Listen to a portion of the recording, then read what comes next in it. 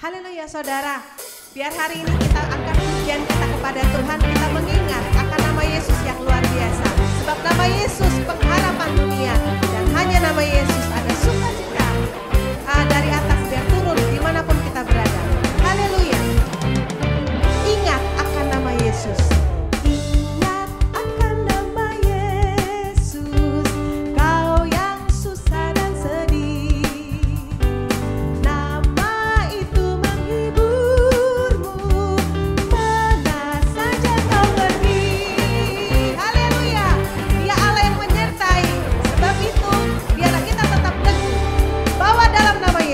Bawa nama Tuhan Yesus, itulah perisaimu.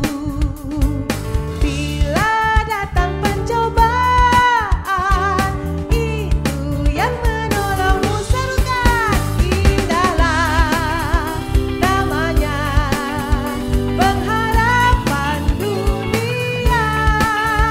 Indahlah. Selamat pagi. Selamat pagi. Shalom. Haleluya. Hari ini kita bersyukur kita boleh hadir di dalam bait Tuhan. Kita boleh mengangkat pujian kita kepada Tuhan. Yuk kita berdiri dulu semuanya. Sebelumnya kita mari satukan hati kita berdoa. Allah kami yang maha besar dan maha kuasa, kami mengucap syukur pada hari ini. Dan pagi ini Tuhan boleh bangunkan kami dalam keadaan yang baik dan cukup kuat. Untuk boleh kami datang ke dalam bait Tuhan. Sebentar kami akan menaikkan pujian kami dan memulai ibadah ini. Kami mengundang Tuhan Yesus hadir di tempat ini. Dan Allah Roh Kudus boleh mencurahkan kuasa dan pekerjaan-Mu di tempat ini. Mulai dari puji-pujian yang kami naikkan dengan sepenuh hati kami. Dan khususnya melalui pemberitaan firman Tuhan. Yang kami percaya dan kami imani. Firman itulah yang akan menjadi petunjuk bagi jalan kami. Dan pelita bagi kaki kami. Sehingga kami terus berjalan di dalam iman. Dan kami terus berjalan di dalam tuntunan penyertaan Tuhan.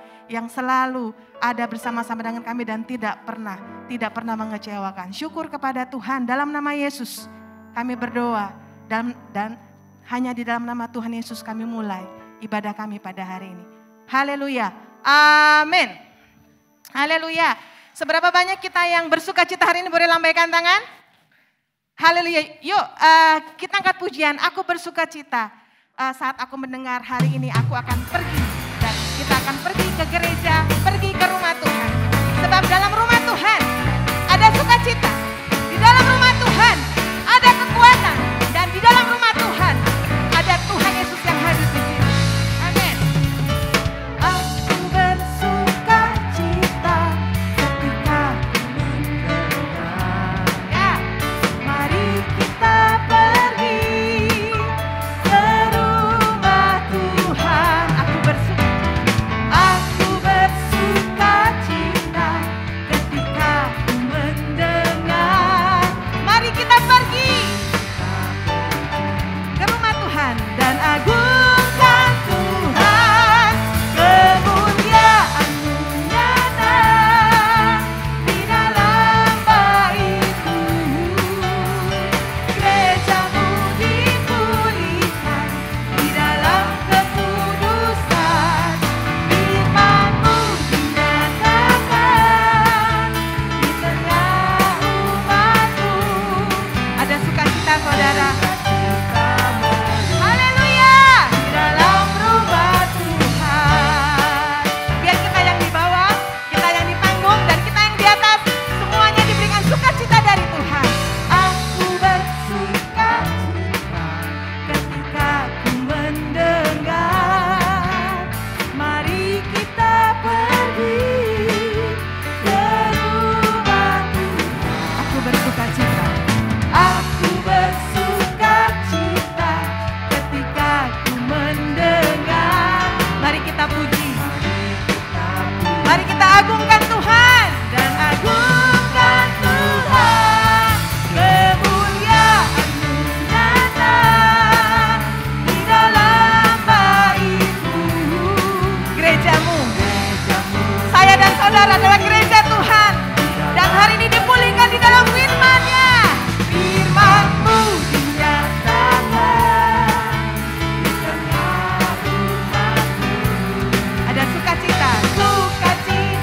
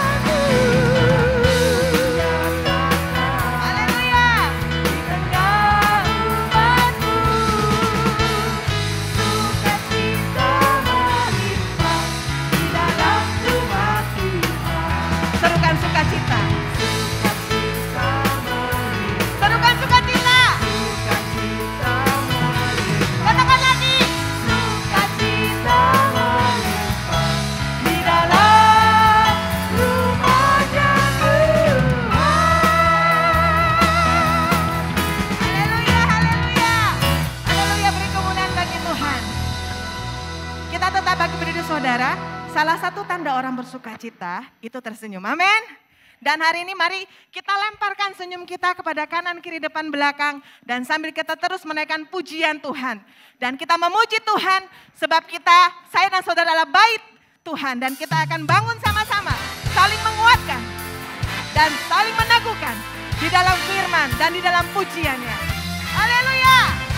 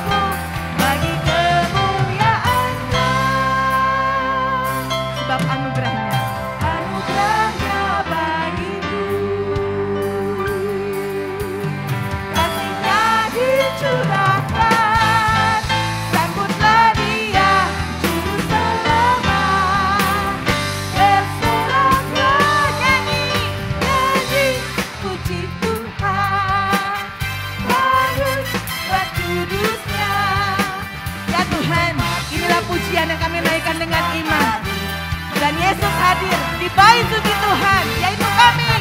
Oh, sukacita, bait kudusnya, persembahkanlah seluruh hidupku bagi kemuliaan-Nya. Anugerah bagiku, kasih-Nya dicurahkan.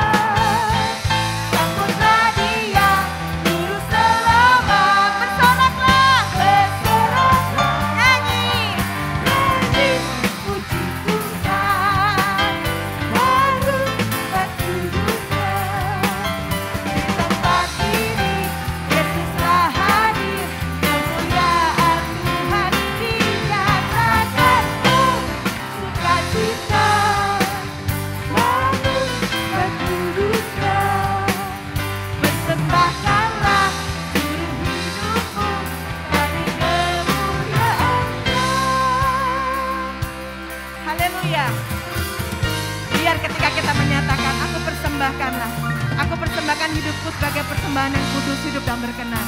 Kita berdoa, hanya Allah Roh Kudus dan anugerah-Nya yang sanggup dan memungkinkan kita untuk melakukannya. Haleluya. Sama-sama katakan, anugerah-Nya bagiku, kasih-Nya dicurahkan, sambutlah Dia. Katakan, Juru Selamat.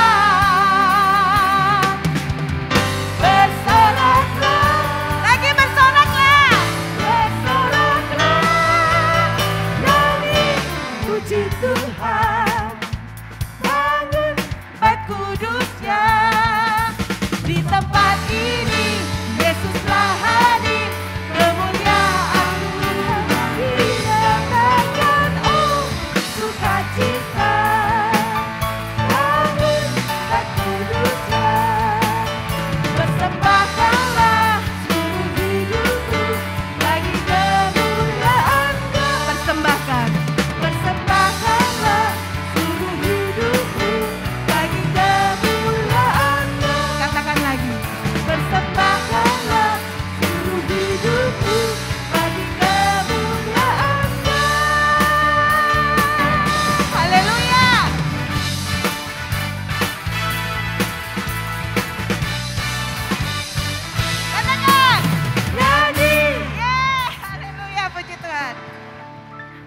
Silakan duduk jemaat Tuhan. Haleluya, haleluya. Biarlah hanya Tuhan yang boleh menolong kita. Ketika kita berkata, Tuhan aku persembahkan segenap hidupku kepadamu. Sebab di dalam kita mempersembahkan hidup, kita perlu semangat untuk sangkal diri. Kita perlu semangat untuk pikul salib. Kita perlu semangat ketekunan dan kesetiaan. Dan semua itu hanya dimungkinkan ketika ada Allah, ketika ada Roh Kudus yang boleh mendorong kita dan memberikan kita terus-menerus kekuatan dari Tuhan. Amin saudara. Yuk, satu lagi kita angkat pujian. Allah sumber kuatku. Hanya engkaulah milikku di sorga.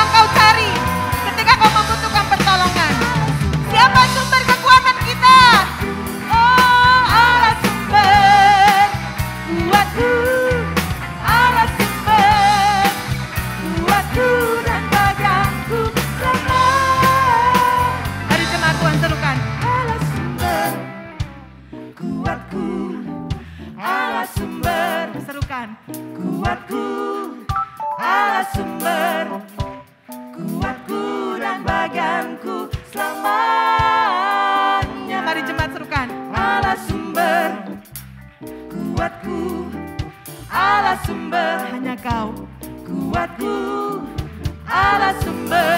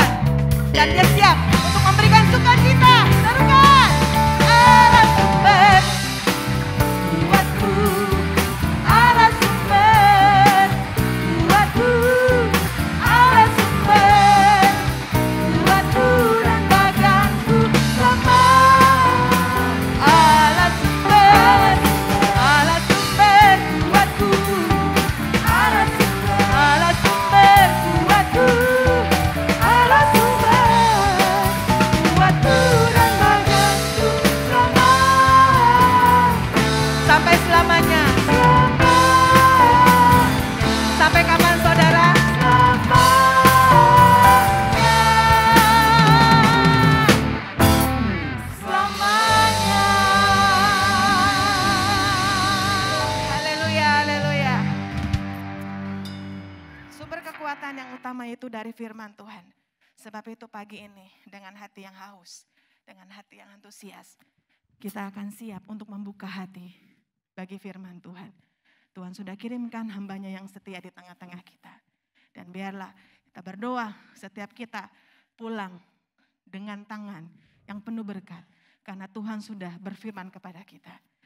Haleluya, kita siapkan hati kita saudara. Iya Tuhan Yesus, Ia yang telah memulai segala pekerjaan yang baik di antara kita. Dan Dia pula yang akan meneruskan, bahkan menyempurnakan segala pekerjaan yang Tuhan berikan kepada kita sebagai panggilan saya dan saudara. Kita yang sebagai ibu rumah tangga, kita sebagai pedagang, kita sebagai pelajar, kita sebagai mahasiswa dan pekerja. Apapun yang kita kerjakan, itu Tuhan yang sudah memulainya. Dan Dia sendiri akan meneruskannya di dalam kita. Dan Dia akan memberikan kekuatan bagi saya dan saudara. Sehingga di dalam segala sesuatu yang kita kerjakan, kita melihat ada Tuhan di dalam pekerjaan kita. Ada Tuhan di dalam rumah tangga kita. Ada kuasa Tuhan di dalam hidup kita. Bukan saja kita yang merasakan, akan tetapi sekeliling kita, orang lain boleh melihat bahwa ia berbeda. Somehow ia berbeda. Karena ada sesuatu kuasa yang lebih besar. Kebenaran itu mengiringi langkah kita. Ada Yesus Kristus di dalam kita. Sebagai saksi Kristus kita berjalan. Sebagai saksi Kristus kita berlari. Sebagai saksi Kristus kita bekerja dan belajar serta berusaha. Dan kita berdoa, Tuhan boleh senantiasa memberikan kemurahan-Nya dan kasih karunia bagi kita. Ya Tuhan, berfirmanlah kepada kami hari ini. Kami haus akan firman-Mu. Kami rindu akan firman-Mu. Berbicaralah di tengah-tengah kami ya Tuhan. Lewat hamba-Mu. Apa yang diberitakan itu berasal daripada Tuhan. Dan kami menerimanya dengan kesungguhan hati. Haleluya, haleluya, haleluya.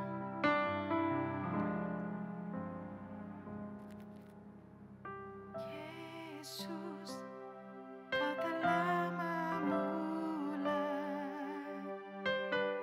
segala yang baik dalamku.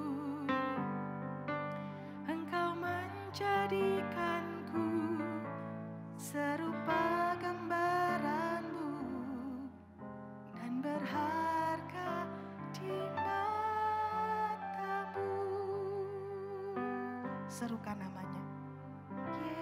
Yesus, Kau telah memulai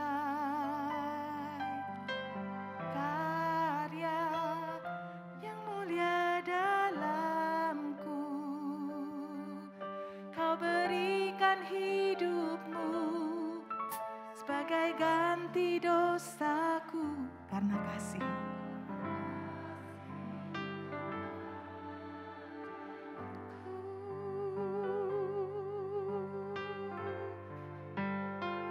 Katakan, Sekarang ku memuji-Mu, Allah yang setia, yang tak pernah meninggalkan.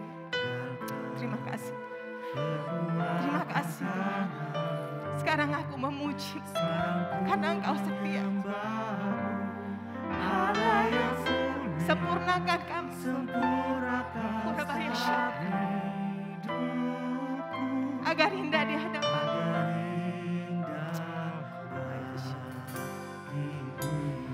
Semua yang kami capai itu pun karena Engkau Tuhan. Semua yang kami dapat itu karena Engkau yang memulai. Yesus, Kau telah memulai segala yang baik. Segala yang baik dalamku. Engkau menjadikanku serupa gambaran-Mu dan berharga di mata.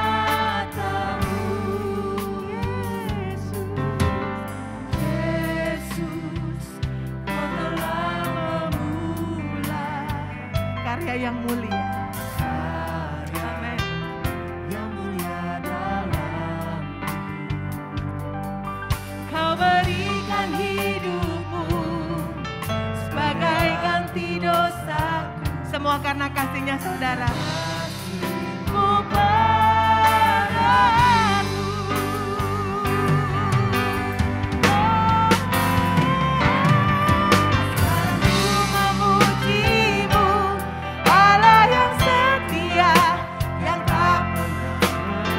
Dia tak pernah meninggalkanmu saudara.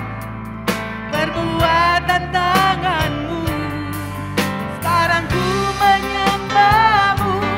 Allah yang mulia, sempurnakan segenap hidupku, agar indah bagimu. Sekarang ku mau terus memujimu. Allah yang setia, yang tak pernah meninggalkan perbuatan tanganmu. Sekarang ku menyembahmu. Allah yang mulia, sempurnakan segenap hidup. Ya Tuhan, haleluya. Agar indah baik. Biarlah setiap hati kami bermegah di dalam anugerah Tuhan. Sekarang kami memuji kebesaran-Mu. Sekarang ku memuji-Mu. Allah yang setia, yang tak pernah meninggalkan perbuatan tangan-Mu. Sekarang ku menyembah-Mu. Allah yang mulia, sempurnakan segenap hidupku, agar indah,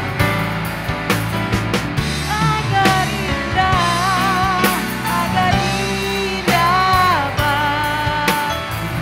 Inilah kerinduan kami Tuhan, menjadi indah di hadapan-Mu.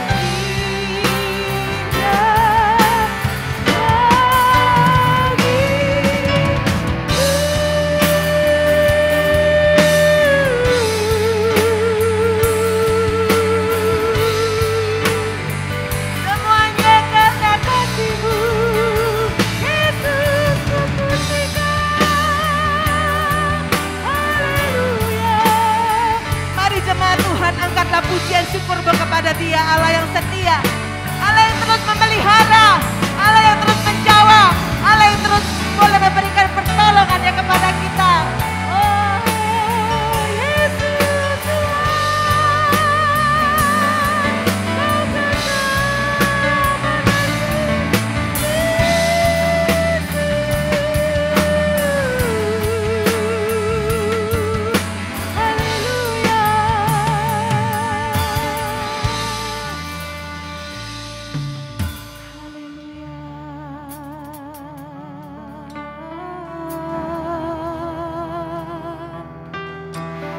kami memuji kebesaran-Mu.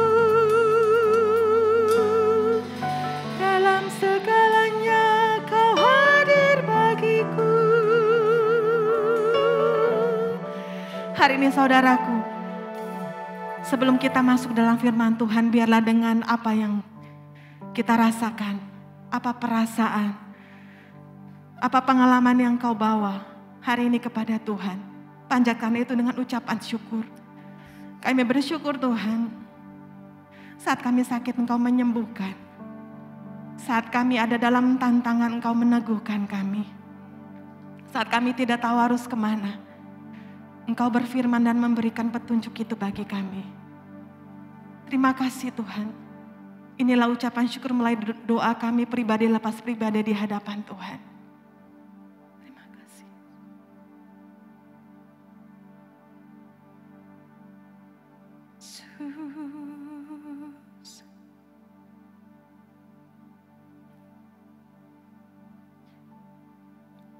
Sekali lagi mari bersama-sama kita angkat bagian refnya.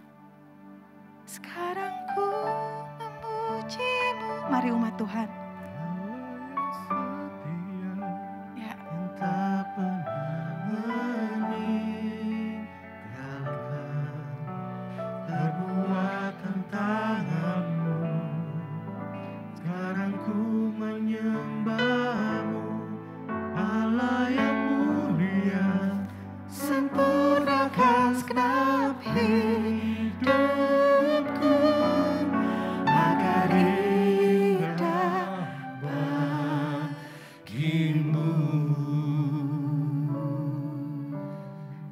siapakah kami ini ya Tuhan, sehingga Engkau begitu mencintai kami. Apakah kami ya Tuhan, sehingga Engkau terus-menerus mengejar-ngejar kami dengan kasih dan kesetiaan-Mu, melimpahi kami dengan kebaikan-Mu ya Tuhan. Kami mengakui ya Tuhan, karya baik yang telah Engkau perbuat dalam hidup kami, seringkali kami rusak ketika kami tidak bertanggung jawab di dalam menggunakan kehendak bebas kami. Ada kalanya kami lebih menuruti keinginan daging kami daripada kami menuruti Engkau ya Tuhan.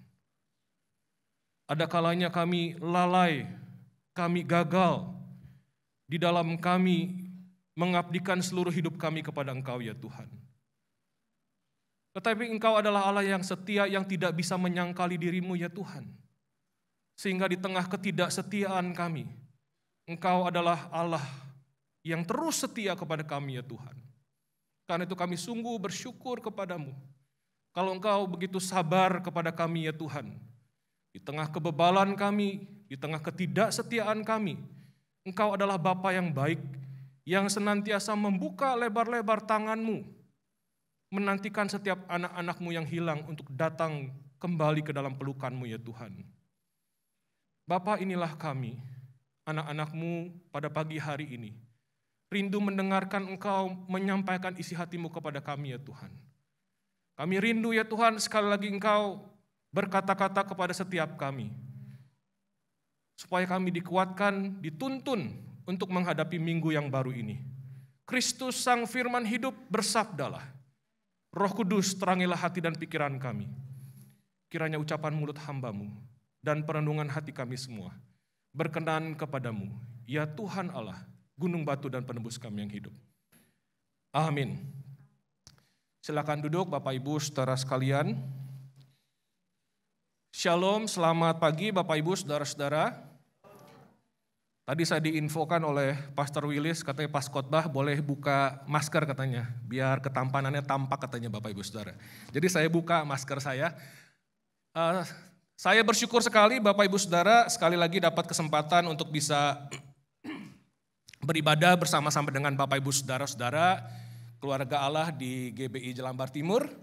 Izinkan saya menyampaikan salam hangat dari majelis jemaat dan juga dari jemaat tempat saya melayani dari Jemaat Gereja Kristus Bogor buat Bapak Ibu Saudara-saudara sekalian. Bapak Ibu Saudara, saat ini kita akan membaca 3 bagian firman Tuhan.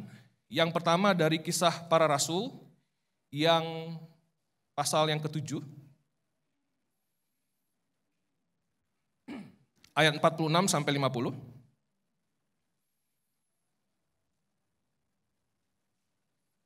Lalu yang kedua Keluaran 3 ayat 1 sampai 5, yang ketiga Kolose 1 ayat 15 sampai 17. Saya akan membacakan untuk kita semua Bapak Ibu Saudara. Silakan Bapak Ibu menyimak pembacaannya di Alkitabnya masing-masing atau di gawanya masing-masing. Kisah Para Rasul 7 ayat 46 sampai yang ke-50. Dengarkanlah firman Tuhan. Daud telah mendapat kasih karunia di hadapan Allah, dan ia memohon supaya ia diperkenankan untuk mendirikan suatu tempat kediaman bagi Allah Yakub. Tetapi Salomolah yang mendirikan sebuah rumah untuk Allah. Tetapi yang Maha Tinggi tidak diam di dalam apa yang dibuat oleh tangan manusia, seperti yang dikatakan oleh Nabi. Langit adalah tahtaku, dan bumi adalah tumpuan kakiku. Rumah apakah yang akan kamu dirikan bagiku? Demikian firman Tuhan. Tempat apakah yang akan menjadi perhentianku? Bukankah tanganku sendiri yang membuat semuanya ini? Kita akan buka dari Keluaran pasal yang ketiga ayat 1 sampai 5. Adapun Musa, ia biasa mengembalakan kambing domba Yitro, mertuanya imam di Midian. Sekali ketika ia menggiring kambing domba itu ke seberang padang gurun, sampailah ia ke gunung Allah, yakni gunung Horeb. Lalu malaikat Tuhan menampakkan diri kepadanya di dalam nyala api yang keluar dari semak duri. Lalu ia melihat, dan tampaklah semak duri itu menyala, tetapi tidak dimakan api. Musa berkata, Baiklah aku menyimpang ke sana untuk memeriksa penglihatan yang hebat itu. Mengapakah tidak terbakar semak duri itu? Ketika dilihat Tuhan bahwa Musa menyimpang untuk memeriksanya, berserulah Allah dari tengah-tengah semak duri itu kepadanya, Musa, Musa. Dan ia menjawab, ya Allah. Lalu ia berfirman, janganlah datang dekat-dekat. Tanggalkanlah kasutmu dari kakimu, sebab tempat di mana engkau berdiri itu adalah tanah yang kudus. Yang terakhir dari Kolose, pasal 1 ayat 15 sampai 17. Ia adalah gambar Allah yang tidak kelihatan, yang sulung, lebih utama dari segala yang diciptakan. Karena di dalam dialah telah diciptakan segala sesuatu yang ada di sorga dan yang ada di bumi, yang kelihatan dan yang tidak kelihatan, baik singgasana maupun kerajaan, baik pemerintah maupun penguasa. Segala sesuatu diciptakan oleh Dia dan untuk Dia. Ia ada terlebih dahulu dari segala sesuatu dan segala sesuatu ada di dalam Dia. Yesus berkata, berbahagialah setiap orang yang mendengarkan firman Allah dan yang memeliharanya. Haleluya. Slide-nya boleh tolong ditampilkan. Next, ya. Ya, Bapak Ibu Saudara sekalian, ini ada saya menampilkan satu hasil survei dari salah sebuah lembaga survei di Amerika Serikat. Bapak Ibu mungkin sering mendengar namanya, yaitu Gallup, lembaga survei di Amerika Serikat. Ini di akhir tahun 2018 ya Bapak Ibu ya. Ada satu data yang menarik. Dari kurun waktu 1978 sampai 2018, jadi sekitar 30 tahun ya Bapak Ibu ya. Ini survei di Amerika Serikat. Ada penurunan yang drastis tentang bagaimana masyarakat mempersepsikan para pemimpin agama. Ini khususnya pastors nih, para pendeta, pemimpin gereja begitu ya.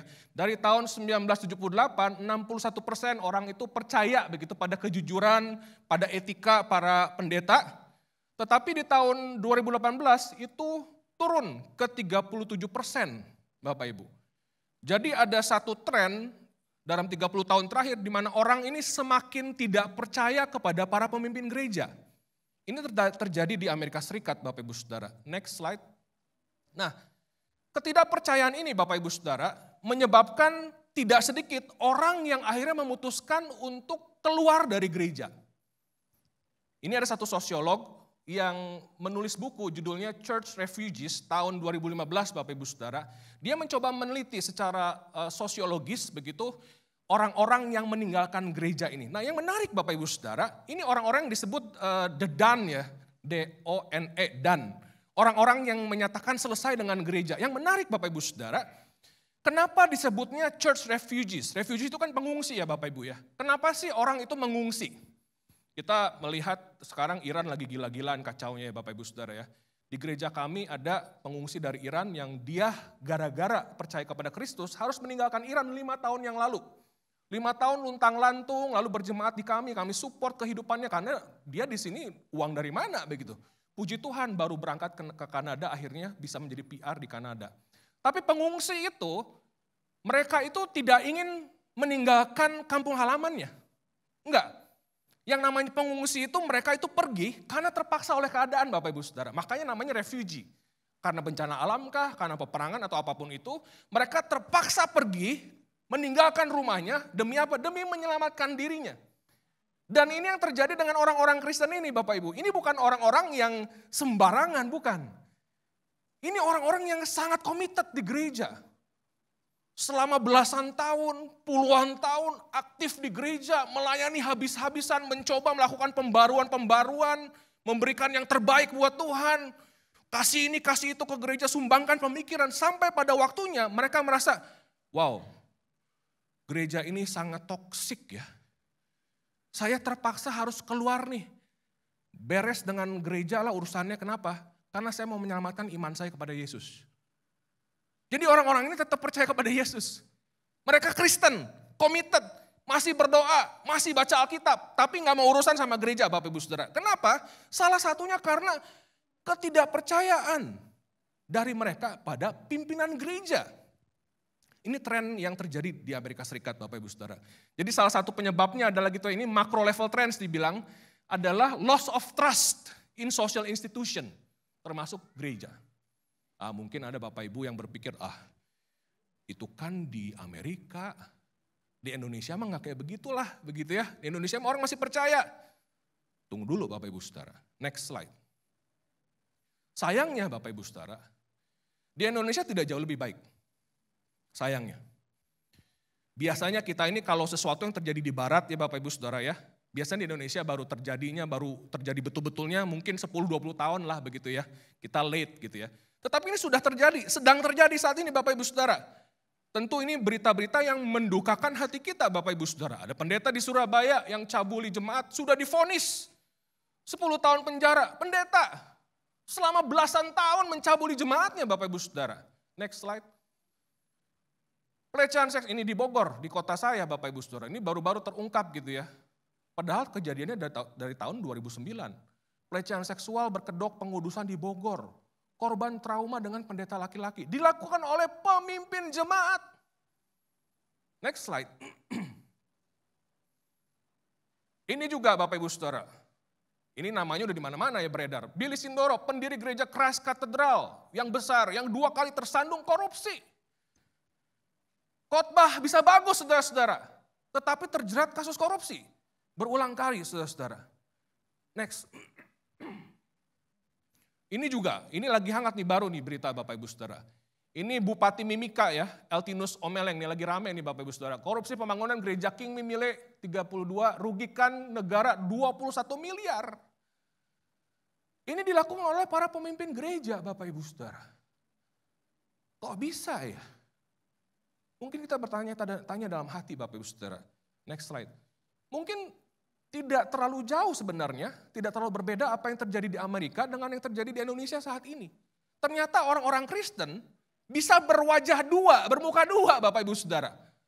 Di gereja baik-baik, semua jadi malaikat, haleluya puji Tuhan, begitu ya, haleluya puji Tuhan. Tetapi di luar lain cerita Bapak Ibu Saudara. Dan ini bukan hanya terjadi pada orang dewasa. Seringkali celutukan-celutukan anak kecil kita sudah menangkap aura ini Bapak Ibu Saudara. Misalnya nih ya, saya pernah overhear gitu, mendengar anak kecil bercakap-cakap di gereja kami dibilang, di gereja ngomong kasar katanya. Nah maksudnya apa tuh Bapak Ibu Saudara? Kalau di gereja mah jangan ngomong kasar, kalau di luar nggak apa-apa. Di gereja jangan ngomong kasar gitu kan. Kenapa? Di gereja bait Allah loh. Masa ngomong kasar di bait Allah? Di luar nggak apa-apa. Di bait Allah jangan. Makanya semua orang masuk ke gereja well behave Bapak Ibu Saudara. Takut. Ini mau bait Allah, begitu kan? Nah, ini masalahnya Bapak Ibu Saudara. Ini kita punya masalah besar Bapak Ibu Saudara. Apa penyebabnya ya? Kenapa ya orang Kristen termasuk para pemimpin gereja ini bisa bermuka dua begitu saudara-saudara? Di gereja jadi malaikat, di luar gereja jadi setan begitu. Kenapa? Saya meyakini banyak sekali faktornya, tentunya tidak single factor. Tapi yang mau saya angkat pagi hari ini Bapak Ibu Saudara adalah begini. Saya meyakini salah satu penyebabnya adalah teologi yang dualistis dan dikotomis. Apa yang saya maksud Bapak Ibu Saudara? Kita ini, orang Kristen seringkali mempertentangkan yang jasmani dan yang rohani. Sering banget. Misalnya begini Bapak Ibu Saudara. Ibadah, kita lagi ibadah nih, pagi hari ini bukan? Ibadah ini aktivitas rohani atau jasmani Bapak Ibu? Siapa yang bilang rohani? Aktivitas rohani. Yang bilang jasmani? Wah abstain, banyaknya abstain ya. Kalau pemilu gagal ya Bapak Ibu nih, abstain. Aktivitas rohani atau jasmani Bapak Ibu Saudara kalau ibadah? Orang secara natural biasanya bilang, oh aktivitas rohani dong, namanya juga ibadah begitu ya. Tapi ketika ibadah saudara-saudara, bukan hanya aktivitas rohani, bukan? Bukankah kita bertepuk tangan pakai apa? Pakai tangan kita. Bernyanyi pakai apa? Pakai pita suara kita. Kita mengangkat tangan. Semua itu aktivitas rohani dan jasmani. Tidak bisa dipisahkan keduanya Bapak Ibu Saudara. Tadi ibadah.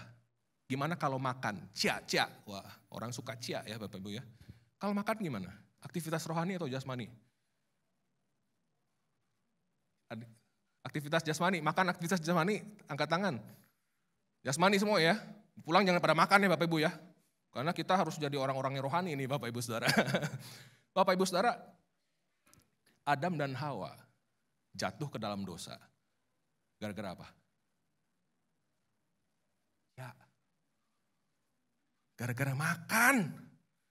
Aktivitas makan yang bikin manusia jatuh ke dalam dosa. Jadi aktivitas makan saudara-saudara bukan hanya aktivitas jasmani loh. Itu aktivitas rohani bukan? Gara-gara makan loh Bapak Ibu Saudara jatuh ke dalam dosa. Dan bahkan sedemikian pentingnya nih ya, kalau kita pikir makan itu hanya aktivitas jasmani biasa lah begitu ya. Mungkin satu saat perlu dibahas nih, teologi makan begitu ya. Bagaimana menghayati makan secara teologi Kristen. Makan ya, saking pentingnya makan ya Bapak Ibu Saudara ya. Sampai di doa Bapa kami, ada satu permohonan tentang makan. Betul? Berikanlah kami pada hari ini makanan kami yang secukupnya. Sadarkah kita Bapak Ibu Saudara? Aktivitas makan itu aktivitas bukan hanya jasmani loh. Aktivitas rohani. Poinnya adalah ini kedua gak bisa dipisahkan Bapak Ibu Saudara. Jadi teologi yang dualistis nih, yang menabrak-nabrakan, membenturkan jasmani sama rohani, akhirnya bisa membuat kita jadi orang-orang yang munafik. Di gereja, oh ini urusan rohani nih gitu kan, baik-baik. Kalau di luar mah jasmani. Ini satu hal Bapak Ibu Saudara. Nah yang kedua saudara-saudara, seringkali kehadiran Allah juga dipahami secara dikotomis. Kalau ditanya nih saudara-saudara, di mana Allah hadir? Apa jawab saudara? Allah hadir di mana sih? Di gereja dong, di baitnya. Betul? Atau mungkin orang bilang, oh Allah hadir di segala tempat, begitu. Teorinya begitu. Tapi benar gak kita hayati Bapak Ibu Saudara? Bahwa Allah hadir bukan hanya di gereja nih, tapi di seluruh sudut penjuru bumi ini. Allah hadir karena dia adalah maha hadir saudara-saudara. Kalau orang pada well behave di gereja, itu karena menghayati gereja bait Allah yang kudus. Makanya orang well behave. Terus kenapa orang jadi bisa semena-mena hidup di luar gereja? Karena merasa Allah tidak hadir di sana. Makanya gue bisa berbuat sesuka gue begitu. Nah saudara-saudara, untuk itulah penting membahas topik hari ini. Topik yang diberikan kepada saya adalah God in everything. Allah di dalam segala sesuatu. Penting buat kita saudara-saudara untuk melihat hidup kita itu secara utuh. Sehingga akhirnya kita bisa melihat dan mengalami Allah bukan hanya di dalam gedung gereja, tetapi di segala tempat kita bisa mengalami Allah, saudara-saudara. Nah gimana caranya untuk kita bisa menghayati ini? Yang pertama-tama saudara-saudara, tadi saya udah bacakan Kisah Para Rasul 7 ayat 46 sampai 50. Pertama-tama saudara-saudara yang perlu kita lakukan adalah kita perlu menghayati bahwa tempat kediaman Allah bukan hanya di gedung gereja. Tempat kediaman Allah adalah langit dan bumi beserta segala isinya. Itu yang kita baca Bapak Ibu Saudara di dalam Kisah Rasul pasal 7 tadi. Kalau kita lihat konteksnya Bapak Ibu Saudara, kenapa sih waktu itu Stefanus, ini Stefanus yang ngomong nih gitu ya, mengucapkan bahwa bumi dan segala isinya itu adalah tempat kediaman Allah. Dengan kata lain Stefanus mau bilang Allah bukan cuma diam di bait Allah loh, enggak. Kalau kamu pikir cuma bait Allah tempat Allah diam, kamu keliru besar. Allah diam di segala tempat, bumi dengan segala isinya ini tempat kediaman Allah. Kenapa dia ngomong gitu saudara-saudara? Kalau kita baca ayat-ayat sebelumnya, satu pasal sebelumnya pasal 6 ayat 13, di situ Stefanus dituduh saudara-saudara. Dituduh apa? Dituduhnya ini orang ini nih terus-menerus mengucapkan perkataan yang menghina tempat kudus, bait Allah dan hukum Taurat. Makanya mau dirajam Stefanus, saudara-saudara. Dia dituduh. Lalu Stefanus membela dirinya. Kalian itu udah membatasi Allah loh. Kalian pikir Allah itu hanya terkungkung, terpenjara di dalam mana? Di dalam pemahaman orang Yahudi. Hanya di dalam bait Allah dan hukum Taurat. Padahal Allah berkarya luas sekali. Lebih dari itu. Ini yang mau ditegaskan oleh Stefanus, saudara-saudara. Allah tidak bisa dibatasi oleh ruang dan waktu. Sehingga buat kita yang hidup saat ini artinya apa, saudara-saudara? Saudara-saudara, Jangan pernah mengurung Allah di dalam gereja. Gereja ini bukannya kandangnya Allah, saudara-saudara. Bukan. Tempat kediaman Allah adalah bumi beserta seluruh isinya. Semesta ciptaan ini adalah tempat kediamannya. Artinya apa, saudara-saudara? Pikirkan tempat saudara bekerja, kantor. Kantor itu adalah tempat kediaman Allah. Kantor saudara. Saudara yang kuliah di kampus, yang sekolah, itu adalah tempat kediaman Allah yang Maha Kudus, saudara-saudara. Bumi beserta segala isinya. Saudara yang berdagang, berjualan di pasar. Pasar adalah tempat kediaman Allah yang kudus. Saudara yang bekerja di rumah sebagai ibu rumah tangga. Rumah saudara adalah tempat kediaman Allah yang Maha Kudus. Semua sudut ruangan, saudara-saudara, adalah tempat kediaman Allah yang Maha Kudus. Kamar mandi, kamar tidur, itu adalah tempat kediaman Allah. Karena apa? Karena Allah adalah Allah atas realitas spiritual dan realitas jasmani. Ini yang kita lihat Bapak Ibu Saudara dalam Kolose tadi. Bahwa Kristus menciptakan yang kelihatan dan yang tidak kelihatan. Di Kolose tadi yang sudah saya bacakan. Dan segala sesuatu diciptakan oleh Kristus untuk Kristus. Artinya apa Bapak Ibu Saudara? Artinya kita ini perlu menghormati kekudusan Allah di dalam setiap sudut ruang dan waktu. Next slide. Nah Bapak Ibu, ini ada data ya. Harapan hidup orang Indonesia nih tahun 2021 itu sekitar 73 tahun harapan hidup. Jadi maksudnya orang Indonesia ini rata-rata meninggal usia 73 tahun. Ya jadi kita tinggal ngitung waktu aja Bapak Ibu Saudara ya. Umur kita berapa kurangin 73 kurang ini. Ini rata-rata orang Indonesia meninggal umur 73.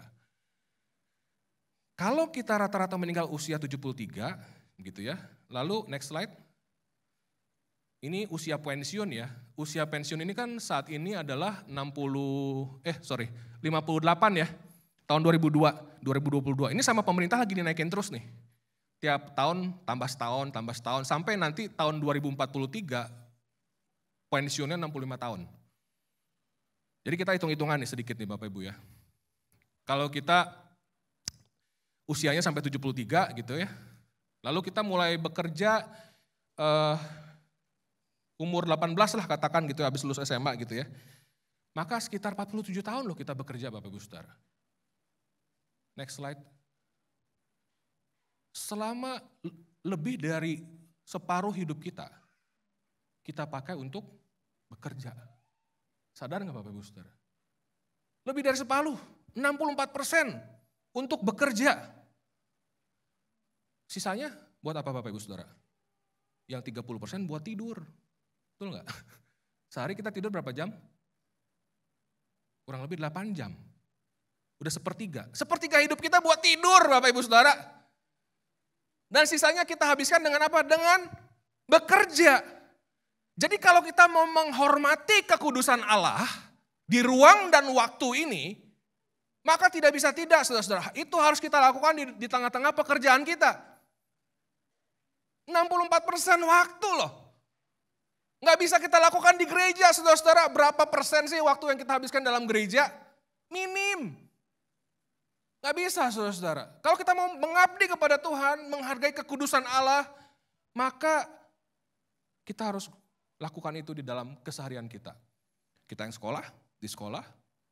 Yang kuliah di kampus. Yang berdagang di tempat dagang, tempat usaha, tempat bekerja. Di rumah, di pabrik, dimanapun. Harus dilakukan di situ Bapak Ibu Saudara.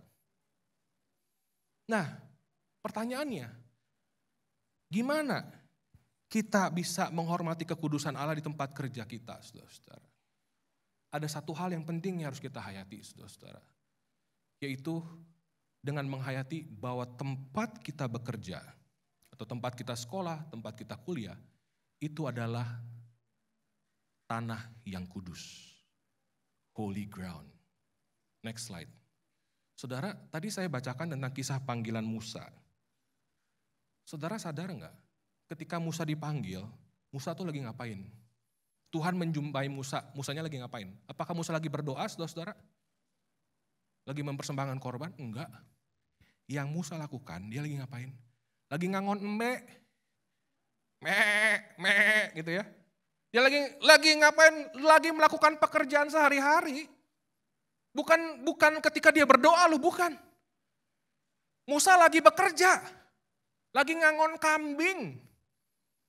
Ngangon kambing, lagi bekerja kayak biasa di tengah padang gurun seperti hari-hari lainnya begitu. Itu yang dia kerjakan ketika dia lari ke Midian, bukan? Dia kan lari ke Midian lalu dia mengerjakan biasa. Lagi biasa, lagi jalan-jalan gini lihat, itu apa tuh? Nyala terang. Ada api, ada semak, tapi gak kebakar. Dia mendekat. Ketika dia mendekat, Tuhan bilang, tanggalkan kasutmu, karena tanah tempat engkau berdiri adalah tanah yang kudus. Tanah yang kudus. Tanah yang kudus itu apa, saudara-saudara?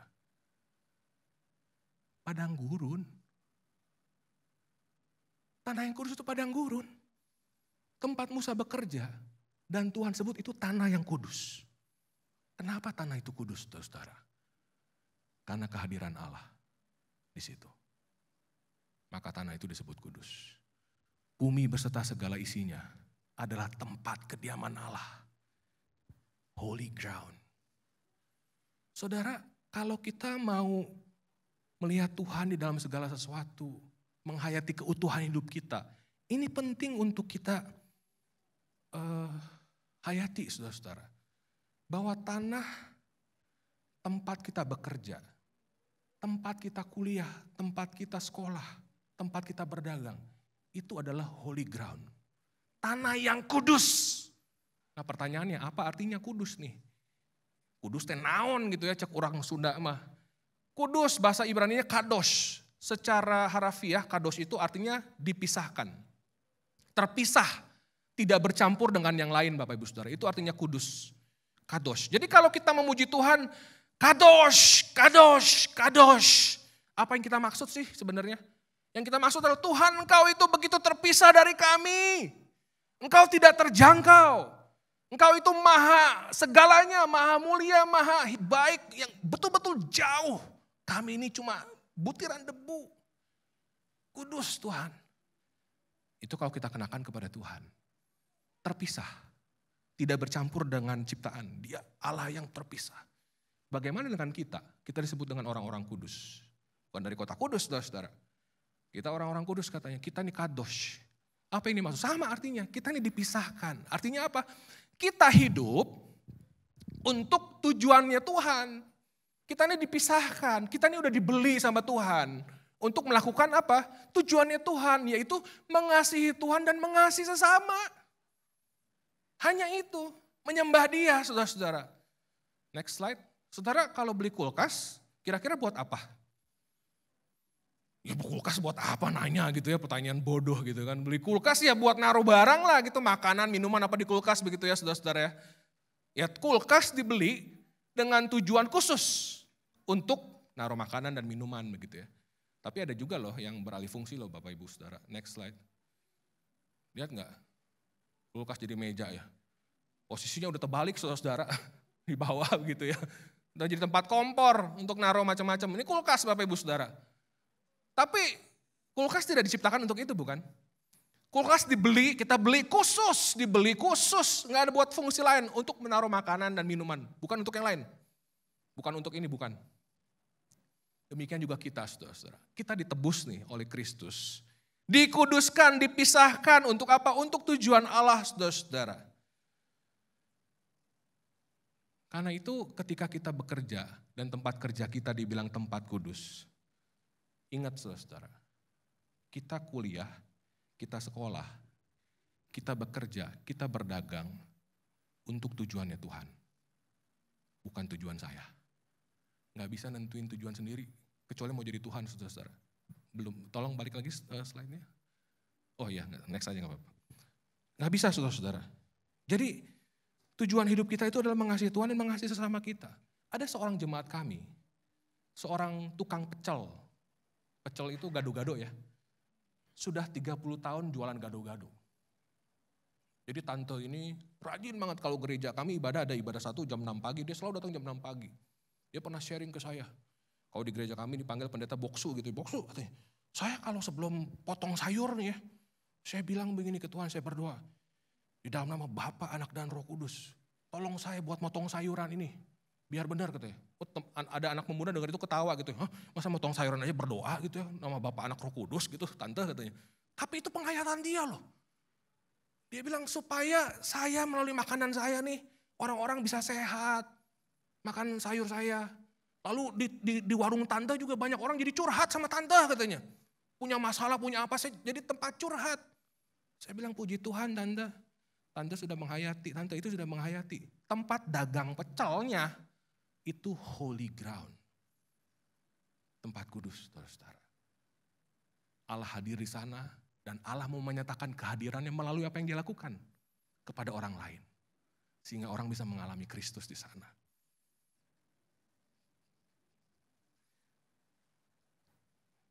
Tujuan hidup kita adalah mengasihi Tuhan, mengasihi sesama, saudara. Tadi saya sudah tunjukkan.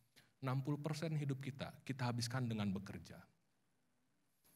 Kita perlu pikirkan ini baik-baik, saudara-saudara. Artinya, kalau mau mengabdi pada Tuhan, sesungguhnya ujian kita bukan di dalam gereja. Bukan. Kalau mau menyangkal diri, memikul salib, ujian kita bukan di dalam gedung gereja, bukan. Ujian kita sesungguhnya adalah di tempat kita kerja. Di tempat kita berdagang, tempat kita berbisnis, tempat kita sekolah, tempat kita kuliah. Disitulah tempat kita mengabdi kepada Tuhan, saudara-saudara. Sehingga ketika kita bekerja, buat kita yang bekerja atau berdagang, kita perlu menyadari nih, pandangan Kristen tentang bekerja itu beda dengan pandangan umum. Kalau umumnya orang bekerja buat apa? Bekerja mah gak usah dipikirin lah, bekerja mah buat cien dong. Semua orang juga bekerja buat cien.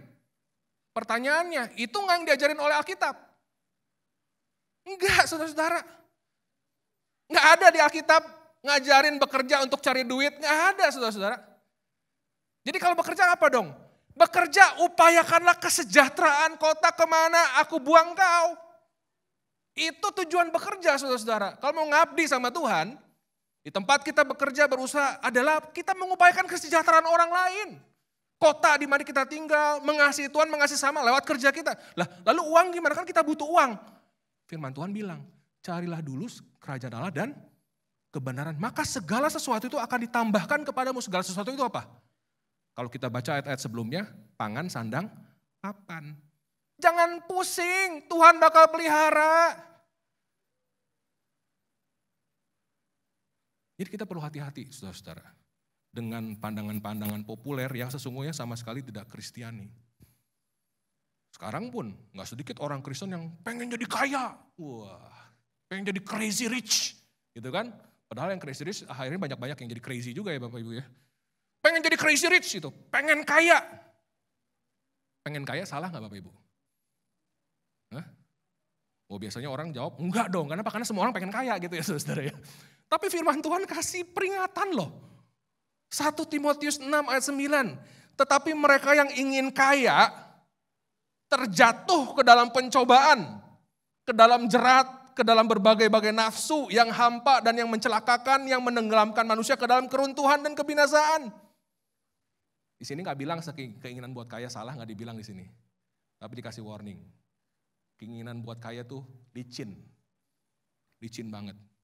Saya pernah diskusi ini ke anak-anak muda di gereja kami, lalu bilang, ya kan kok kita pengen kaya supaya bisa nolong orang lain gitu ya. Wah luar biasa. Saya tanya 2 hal sih. Pertama, bener nggak ketika udah kaya nolong orang lain? Yang kedua, kalau mau nolong orang lain, kenapa nunggu kaya? Hati kita nih penuh kelicikan saudara-saudara. Jadi kita harus hati-hati. Kita harus hati-hati. Oke, kalau kita bilang keinginan untuk kaya nggak salah. Memang di sini nggak dibilang sih, cuma dikasih warning doang gitu. Jangan hati-hati tuh, jangan licin loh. Lu menjatuhkan diri pada godaan lo kalau pengen kaya gitu ya. Oke, kita anggaplah gitu ya, bungkus nih. Keinginan untuk kaya nggak salah gitu ya. Pertanyaannya, lebih pengen kaya atau lebih pengen taat dan setia sama Tuhan Yesus? Kalau lebih pengen kaya, ya artinya udah jadi berhala bukan? Menggantikan posisi Yesus dalam hidup kita. Dan ini harus kita terima, saudara-saudara, harus jujur dengan diri kita.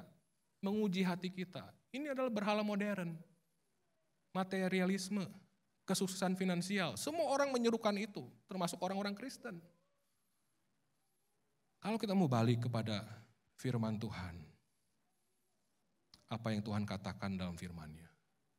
Bumi dan segala isinya adalah tempat kediaman Tuhan. Sehingga tempat kita kerja itu adalah a holy ground.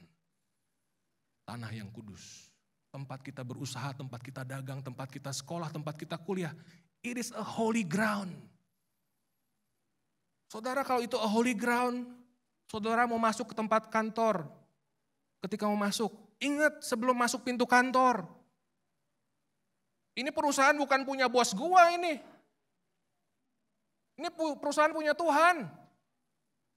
Kalau mau Tuhan mau bikin bangkrut besok bisa, saudara-saudara. Sehingga mau masuk gedung kantor. Ini perusahaan punya Tuhan.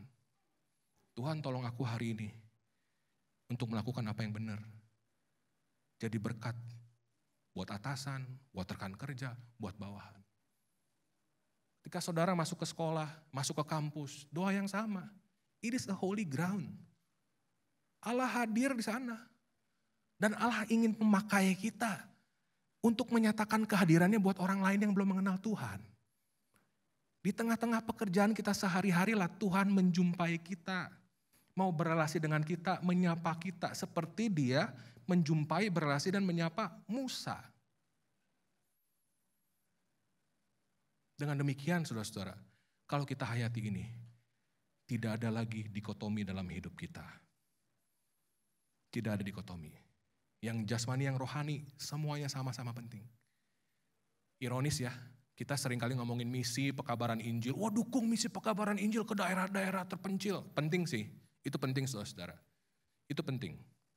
Istri saya sendiri adalah konsultan penerjemahan Alkitab untuk bahasa-bahasa yang terabaikan. Jadi itu penting, pemberitaan Injil untuk suku-suku terabaikan. Tapi ada yang di depan mata kita. Tempat kita kerja, tempat kita berdagang, berusaha, tempat kita sekolah, tempat kita kuliah. Itu lahan misi. Waktu 64% kita habiskan di sana, saudara-saudara. What have you done? What have we done selama ini? Pagi ini Tuhan kembali memanggil kita, saudara-saudara. Mari hayati. Tuhan berdiam, bukan hanya di dalam gereja. Tempat kediaman Tuhan adalah bumi beserta segala isinya. Termasuk tempat kita kerja, tempat kita usaha. It is a holy ground. Karena itu, di dalam semua aktivitas itu, mari saudara-saudara, di minggu yang baru ini dan seterusnya, kita mengabdi kepada Kristus di tempat kerja kita. Karena segala sesuatu diciptakan di dalam Kristus, oleh Kristus, dan untuk Kristus. Mari kita bersatu dalam doa. Saya mengajak kita untuk mengambil waktu teduh sejenak dan mengizinkan Tuhan menyapa kita pagi hari ini. Saudara-saudara, saya meyakini kalau pagi ini saudara datang ke gedung gereja ini untuk mencari Tuhan, merindukan Tuhan menyapa. Tuhan pasti telah menyapa saudara. Saudara, mari datang kepada Dia. Bersyukur atas sapaan Tuhan pagi hari ini. Mungkin Tuhan memberikan encouragement, atau mungkin Tuhan memberikan teguran, apapun itu. Bersyukurlah. Karena Ia berkata-kata kepada kita.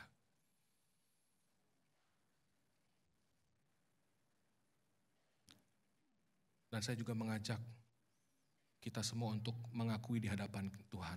Kalau mungkin selama ini tanpa kita sadari, kita memahami teologi yang dualistis, yang dikotomis, memisah-misahkan antara jasmani dan rohani, sehingga dampaknya hidup kita penuh dengan kemunafikan. Di dalam gereja kita menjadi seorang murid yang baik, pelayan yang baik, Tetapi orang-orang di kantor kita, tempat kita bekerja, tempat kita sekolah, tempat kuliah, mereka tahu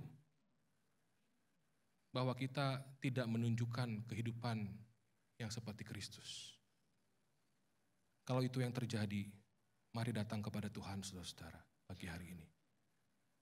Mari datang, akui, mohon ampun, dan mohon Roh Kudus yang menguatkan kita, menopang kita untuk menghayati dalam keseharian kita. Tempat kita bekerja, tempat kita sekolah, kuliah, berdagang, it is a holy ground. Dan mari kita memasuki minggu yang baru dengan mengabdi kepada Tuhan di tempat keseharian kita masing-masing.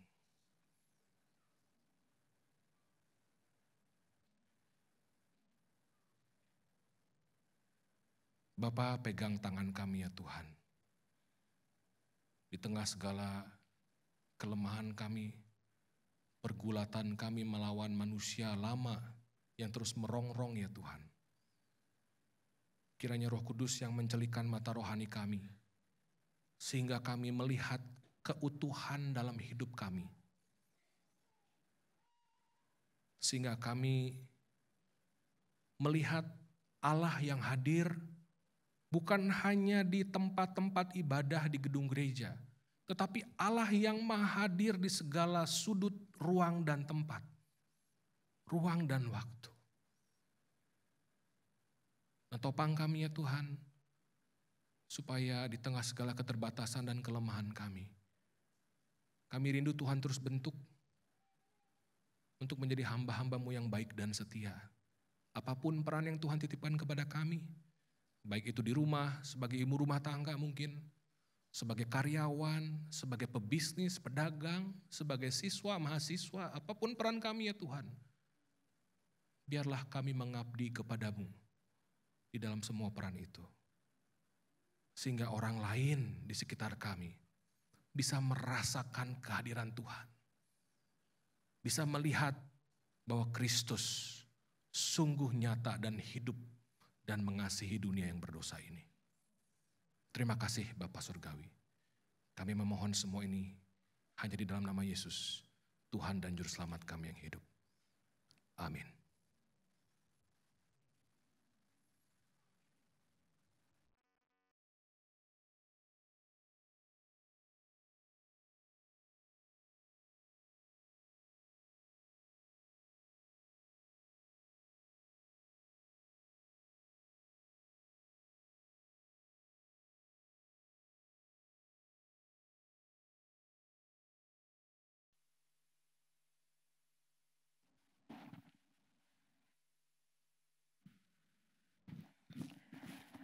Amin untuk firman Tuhan hari ini. Begitu tegas dan jelas untuk boleh memberikan kita suatu nasihat bahwa di dalam hidup ini itu banyak pencobaan.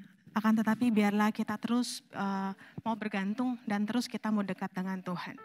Sebab hanya oleh dekat Allah saja hati kita tenang dan kita bisa terus menerus untuk boleh dituntun. Saya atas nama jemaat GBI Jelambar Timur serta Ibu Gembala mengucapkan terima kasih buat pelayanan Pak Andreas Filipus. Hari ini luar biasa ya, kita kedatangan orang yang punya 2 kuasa murid Yesus di sini. Bapak Andreas Filipus, terima kasih Pak buat pelayanannya. Tuhan berkati Bapak dan juga keluarga serta Gereja Kristus yang di Bogor. Ada beberapa pengumuman hari ini. Sebelumnya ada Bapak Ibu yang baru pertama kali hadir di tempat ini. Boleh lambaikan tangannya? Oh haleluya, puji Tuhan, itu ada yang di belakang.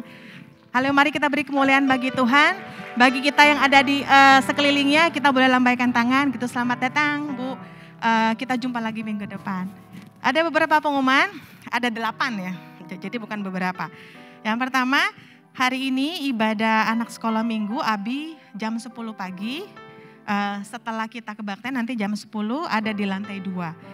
Kemudian hari ini juga jam 12 siang ada ibadah remaja dengan temanya You and Me Against the World. Nah, apa saja isinya bagi kita yang masih berjiwa remaja dan punya anak-anak remaja, kita boleh dorong hari ini jam 12 ikut ibadah.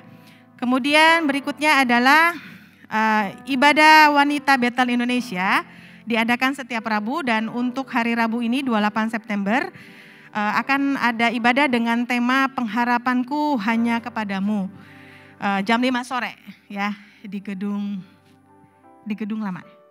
Di gedung lama. Lalu hari Kamis diadakan ibadah doa jam 4:30 juga di gedung gereja yang lama. Kemudian minggu ini akan dilanjutkan pembacaan Alkitab secara digital yang terbit setiap harinya membahas kitab Filipi. Ya, jadi kitab Filipi ada 4, hanya ada 4 pasal. Jadi minggu ini semua jemaat bisa berkomitmen, saya harus baca dan habiskan surat Filipi, gitu ya. Kemudian dari Youth Community juga tanggal 1 Oktober akan ada acara dengan temanya Trust Issue. Kemudian minggu depan untuk kita semua, jangan kita lupa untuk datang lagi ke tempat ini, karena minggu depan tanggal 2 Oktober, minggu pertama di bulan Oktober, kita akan ada perjamuan kudus. Ya, dengan tema salah satu semangat mengikut Kristus yaitu semangat untuk bertekun. Apa saja yang perlu kita ingat dan perlu kita pelajari lagi di dalam iman kita, di dalam kita bertekun sebagai umat percaya, kita datang minggu depan, tanggal 2 Oktober. Itu saja. Saatnya kita akan memberikan persembahan syukur. Seperti biasa persembahan kita akan berikan 2 kali untuk gereja dan juga untuk memperlengkapi kebutuhan gedung gereja. Bagi Bapak Ibu yang mengikuti secara online dapat memberikan persembahannya melalui QR Code yang ada di layar kita masing-masing. Sebelumnya mari kita berdoa.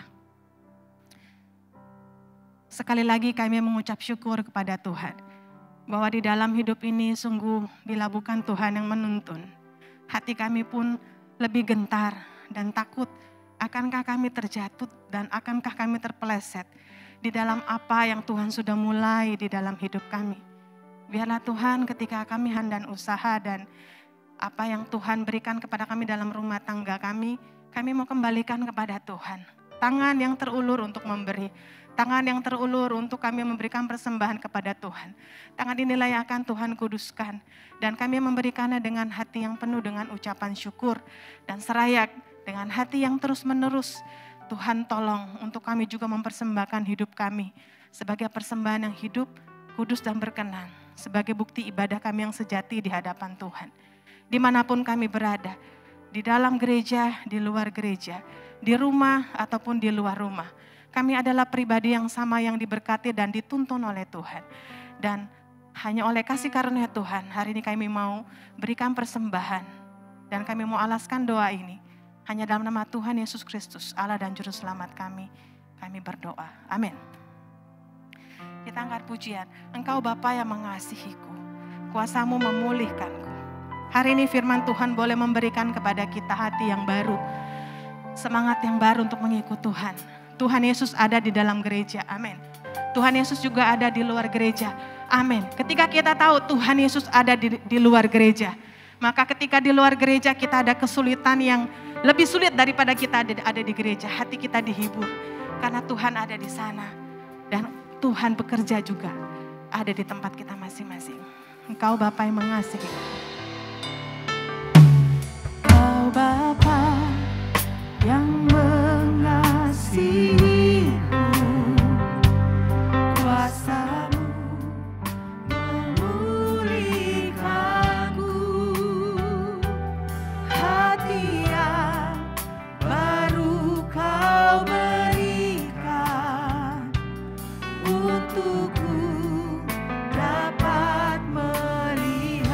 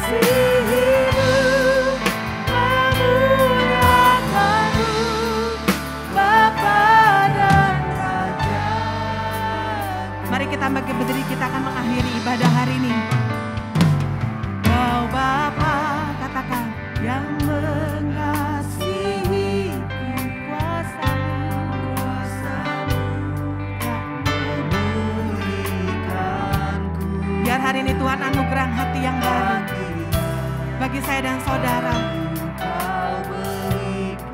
Amin. Untukku dapat menerima rencanamu, Tuhan. Dimanapun Tuhan panggil kami, Engkau ada di setiap jalan kami, Tuhan. Sebab itu biarlah hati kami bermegah dan percaya serta yakin bahwa Engkau ada bersama dengan kami. Haleluya.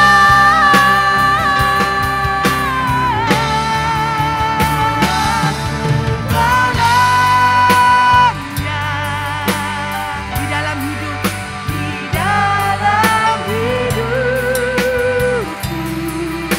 kebenaranmu, kerajaanmu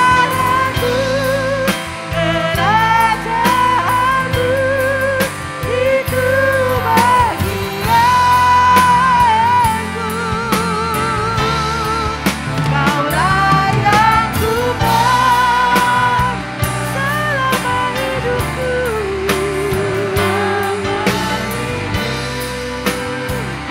Ya Allah, mampukan kami mengasihimu, memuliakanmu, Bapa dan Rajaku, Kaulah segalanya. Biar hanya Engkau yang kupandang, sebab Engkau segalanya dan yang terutama di dalam hidup kami, Tuhan. Kerajaanmu, kebenaranmu itu bagian. Kaulah yang kupandang. Haleluya, haleluya Tuhan selama hidup.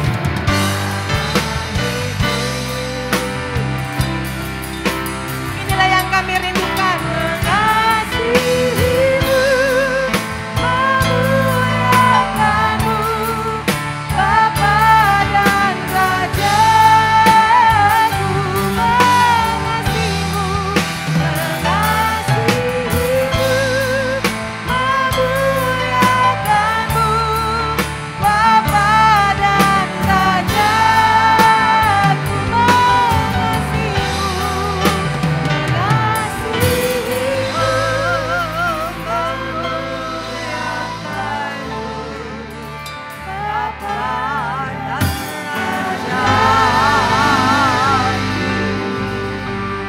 Di hadapan hadirat Allah kami mengucap syukur Tuhan karena Engkau dahsyat dan luar biasa. Engkau ada di tengah kami dan Engkau mengerti seluruh keberadaan jemaat Tuhan di tempat ini. Lalu firman Tuhan menyadarkan kepada kami Allah bahwa Engkau ada bagi kami dimanapun kami berada. Tak pernah Engkau meninggalkan kami, janji-Mu ada ya dan amin. Immanuel, Allah beserta kita dimanapun kita berada. Kami berterima kasih Tuhan, kami bersyukur, kami bangga. Kami punya Allah yang sangat peduli dengan kehidupan kami. Dalam situasi apapun yang kami hadapi, tak pernah Engkau tinggalkan kami. Tapi Engkau selalu menyertai dan memberikan pertolongan kepada kami. Terima kasih Allah, bangkitkanlah iman seluruh jemaat untuk tetap menaruh harap kepada Engkau dengan tiada bimbang bahwa Engkau ada di mana-mana. Engkau ada di dalam rumah tangga kami, Engkau ada di tempat pekerjaan kami, Engkau ada di setiap lingkungan kami, Engkau ada Tuhan. Bangkitkanlah seluruh iman jemaat-Mu untuk memandang akan hal ini, sehingga tiada bimbang dan tiada ragu, tiada takut menghadapi apapun juga, karena Allah beserta dengan kami. Haleluya, Immanuel, terima kasih Tuhan. Janji-Mu adalah ya dan amin bagi kami Tuhan. Teguhkanlah iman jemaat pada pagi ini Tuhan. Teguhkanlah mereka Tuhan di dalam kasih dan anugerah-Mu, dan tetap menaruh harap kepada Engkau dengan tidak bimbang apapun yang kami hadapi. Allah tidak melepaskan tangan daripada kami. Terima kasih Allah, terpujilah nama-Mu, berkatilah hamba-Mu yang telah melayanikan kami pada pagi hari ini. Kiranya berkat dan anugerah Allah menyertai padanya. Engkau membuka rahasia lebih mendalam lagi untuk yang menjadi pemberita Injil dapat memberikan berita sukacita bagi umat-umat Tuhan yang membutuhkan firman Allah. Bapa, terima kasih, kami naikkan syukur kepadamu Tuhan. Hamba percaya Tuhan, hamba yakin sekali Emmanuel, Allah beserta dengan kami. Seperti Engkau menyertai bangsa Israel pada siang hari dengan tiada awan dan malam hari dengan tiada api, demikian juga kami umat-Mu. Jemaat Selembar ini penyertaan-Mu itu adalah sama bagi kami. Kami naikkan syukur kepadamu Tuhan. Terima kasih atas segala berkat yang Kau telah berikan kepada kami pada pagi hari ini lewat firman Allah. Iman kami boleh diteguhkan, iman kami boleh dikuatkan, kami boleh disadarkan, kami boleh dibangkitkan dari kelemahan kami. Bahwa Allah tidak pernah meninggalkan, Kau ada dimanapun kami berada. Terpujilah nama-Mu, inilah seluruh doa. Kalau dapat hamba panjatkan Tuhan hanya di dalam nama Yesus Tuhan dan Juru Selamat kami. Jemaat yang dikasihi Tuhan, pulanglah dengan berkat daripada Allah Bapa, persekutuan daripada Allah Anak, dan kuat kuasa Roh Kudus, menyertai kita sekalian, mulai dari hari ini sampai selama-lamanya. Glory buat Yesus, haleluya, amin.